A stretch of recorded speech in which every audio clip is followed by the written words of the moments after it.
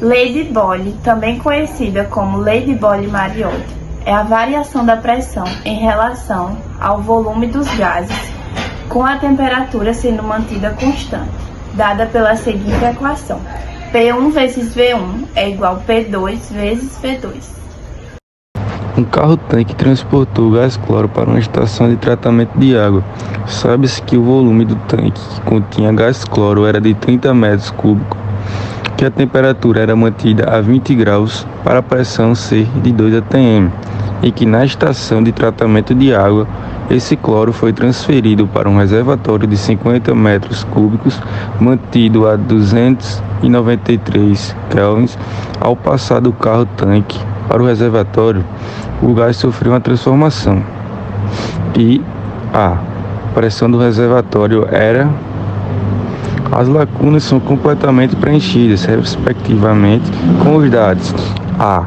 Isotérmica, 1,2 atm. B. Isométrica, 117 atm. Isobárica, 2 atm. Isocórica, 2 atm. Letra E. Isovolumétrica. O enunciado indica as temperaturas 20 graus Celsius, que somando a 273, temos 293 Kelvin. E 293 Kelvin, subtraindo de 273, temos 20 graus Celsius. Ou seja, elas são iguais, o que indica que o gás sofreu uma transformação isotérmica. Além das temperaturas, o enunciado fornece os seguintes dados: volume inicial igual a 30 metros cúbicos, a pressão inicial igual a 2 atm, a pressão final, que é o que nós queremos descobrir, e o volume final, que é 50 metros cúbicos. Como a temperatura é constante, devemos utilizar a expressão matemática de Lei de Boyle para os gases, que é a pressão inicial vezes o volume inicial igual a pressão final vezes o volume final. Aqui nós substituímos, que ficou 2 vezes 30 igual a pressão final vezes 50. Aqui multiplicamos, que ficou 60 igual a pressão final vezes 50. Nós isolamos a pressão final, que é o que nós queremos descobrir, e passamos os 50 para dividir. E ficou 60 sobre 50, que resultou em 1,2 atm, que é o nosso resultado. Certo recipiente de capacidade 8 litros contém um gás ideal a 3 atm de pressão.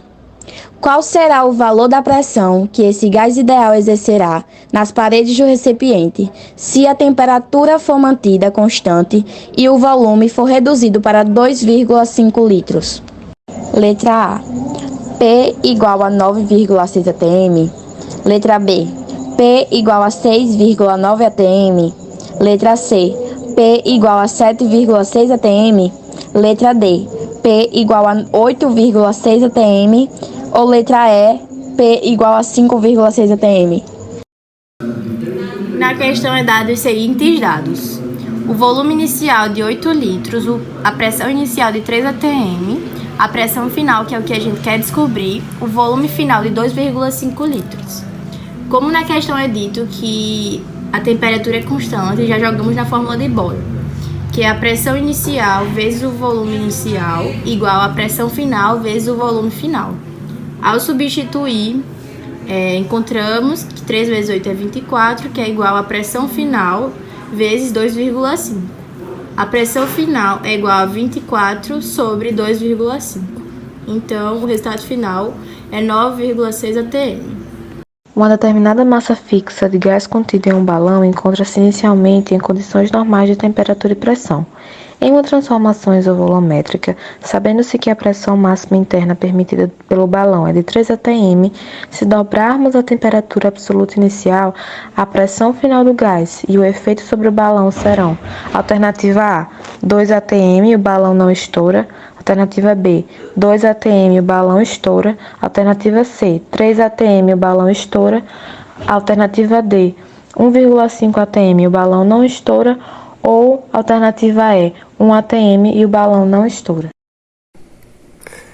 Sabendo que nesse balão as condições ele está em condições normais de temperatura e pressão, obtemos os seguintes dados, que que a pressão inicial dele é de 1 atm, que é uma condição normal de temperatura e pressão, e a temperatura de 273 kelvins.